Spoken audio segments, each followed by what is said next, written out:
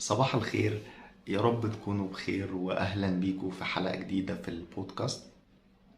طبعا في الاول انا بعتذر انه انا ما عملتش فيديوهات في البودكاست من فترة.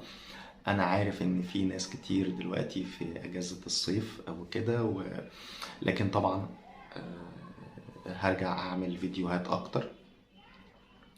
النهاردة أنا عايز أتكلم عن كلمة لسه، لأن في الدرس اللي كان لايف من أسبوعين كان في ناس كتير عندهم مشكلة مع كلمة لسه. وده عادي لأن كلمة لسه هي كلمة صعبة شوية وليها معاني مختلفة. والمعاني دي بتعتمد على الفعل أو الكلمة اللي بتيجي بعد كلمة لسه. قبل ما نبدأ بفكركم انه الفيديو معاه سبتايتلز، في سبتايتلز تحت الفيديو لو انا بتكلم بسرعة شوية. ولينك الفيديو ده موجود كدرس على الموقع بتاعنا، وهتلاقي اللينك في الوصف بتاع الفيديو. يلا بينا نبدأ.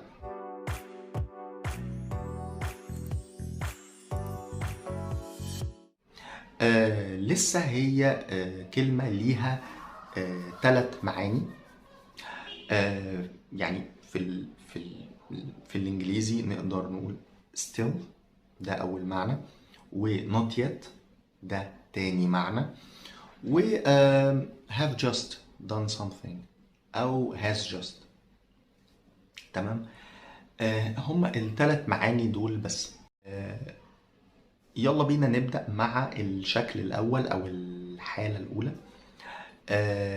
لما كلمة لسه بيجي بعدها فعل في زمن المضارع، يعني مثلا لو بقول هو لسه بيعمل القهوة، أو أنا لسه بقرأ الكتاب، أو هما لسه بيلعبوا كورة. تمام. هنا معناها still، يعني آه، هو لسه بيعمل القهوة، معناها انه بدأ يعمل القهوة من شوية، يعني من فترة. وهو ما خلصش القهوة، يعني هو لحد دلوقتي بيعمل القهوة. فده المعنى هو he is still doing something، he is still making coffee. فده المعنى. برضو نفس المعنى لما بقول هم لسه بيلعبوا كورة، يعني هم بدأوا يلعبوا كورة ولحد دلوقتي بيلعبوا كورة. تمام. they are still playing football. آم، ولو كلمة لسه بيجي بعدها صفة أو كلمة، يعني مثلا لو بقول هو لسه موجود، هو لسه موجود يعني he is still there. تمام. دايما لما بيكون في صفة بعد كلمة لسه بيكون معناها still، يعني هو لسه كويس، هي لسه هناك، she is still there. طبعا هناك مش صفة، يعني هناك هي معناها there. فعادة لما بيكون في كلمة يعني مش فعل بعد لسه بيكون معناها still. تاني حالة أو تاني شكل، آسف، قبل ما أبدأ مع تاني حالة، برضو ممكن أستخدم لسه مع فعل في المضارع لكن منفي. منفي يعني negated. يعني مثلا لو هقول أنا لسه ما بشتغلش هناك. تمام. لسه ما بشتغلش هناك معناها نفس المعنى، يعني I am still not working there. تمام. يعني المعنى هنا مش مختلف، هي برضو معناها still. تمام. لكن عادة مع المضارع بنستخدم كلمة لسه مع المضارع يعني العادي، مش المنفي. لكن لو استخدمت المنفي هو نفس المعنى، مفيش اختلاف. الحالة التانية هو لما بستخدم كلمة لسه وبعدها فعل في الماضي، في زمن الماضي منفي. يعني لو بقول مثلا أنا لسه ما قريتش الكتاب، أنا لسه ما قريتش الكتاب. هنا المعنى مختلف خالص. المعنى هو not yet، يعني I haven't read the book yet. تمام. فالمعنى هنا مختلف، معناها انه انا ما بدأتش اقرا الكتاب. تمام. وطبعا كلمة لسه هنا معناها انه انا عندي النية اني اعمل الحاجة دي او اعمل الفعل ده. يعني انا لسه ما قريتش الكتاب، انا ما بدأتش اقرا الكتاب، لكن انا عندي النية اني اقرا الكتاب ده، انا عايز ابدأ اقرا الكتاب. يعني طبعا مثال تاني لو هقول مثلا هم لسه ما راحوش المدرسة مثلا، هم لسه ما راحوش المدرسة. طبعا ده في الماضي، بقول يعني هم ايه، هم ما وصلوش للمدرسة، هم مش في المدرسة.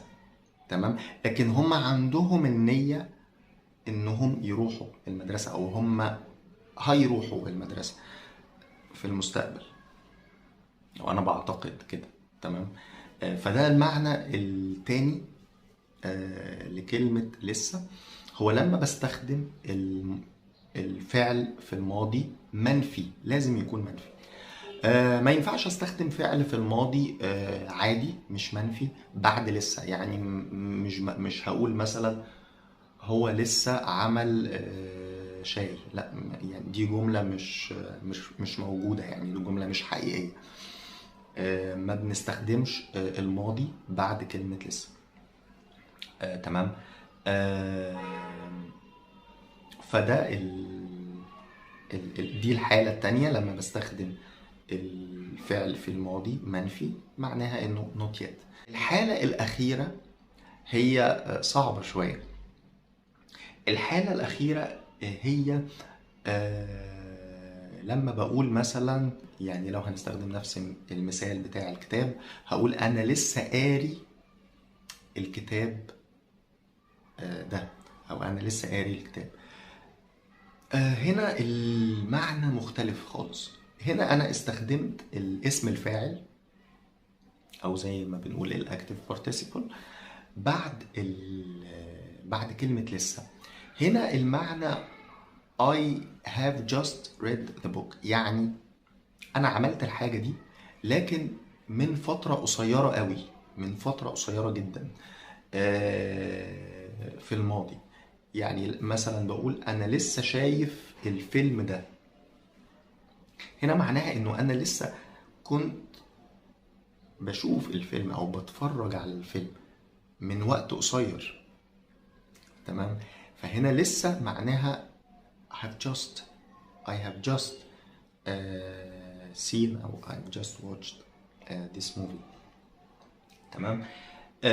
هنا لازم استخدم اسم الفاعل. طبعا انا عارف اسم الفاعل هو صعب شوية. اسم الفاعل احنا عملنا فيديو قبل كده، وانا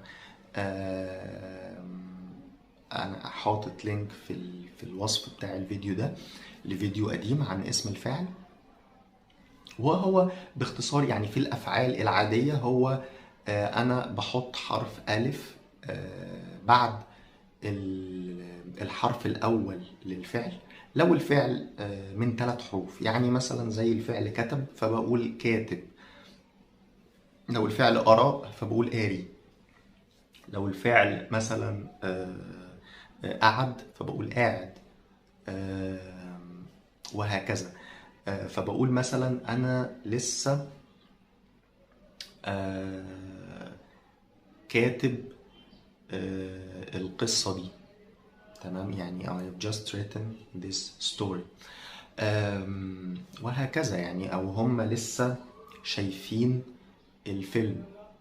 تمام. في افعال بتكون اطول شويه، يعني مثلا زي الفعل يخلص مثلا، او خلص في الماضي. هو مش 3 حروف، هو 4 حروف، لان خلص هنا عندي اللام 2 لام. فهو 4 حروف.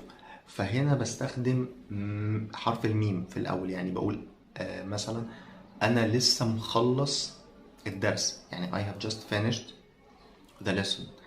تمام، انا لسه مخلص الدرس. لو عندنا برضو فعل طويل زي الفعل استخدم او يستخدم to use، فمثلا ممكن اقول هم لسه مستخدمين الكمبيوتر مثلا. تمام، فهم لسه مستخدمين. طبعا لو انا بتكلم عن شخص، لو ولد مثلا فبقول هو، او انا لو بتكلم عن نفسي بقول انا لسه مستخدم. لو بنت بتقول مثلا انا لسه مستخدمه، او لو هقول على بنت هقول هي لسه مستخدمه حاجه معينه.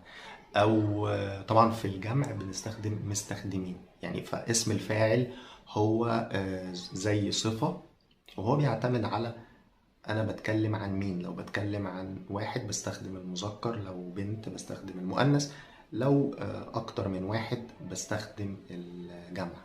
اتمنى الفيديو يكون مفيد، واتمنى ان دلوقتي تقدروا تستخدموا كلمة لسه بشكل احسن، واشوفكم في فيديوهات جاية في البودكاست.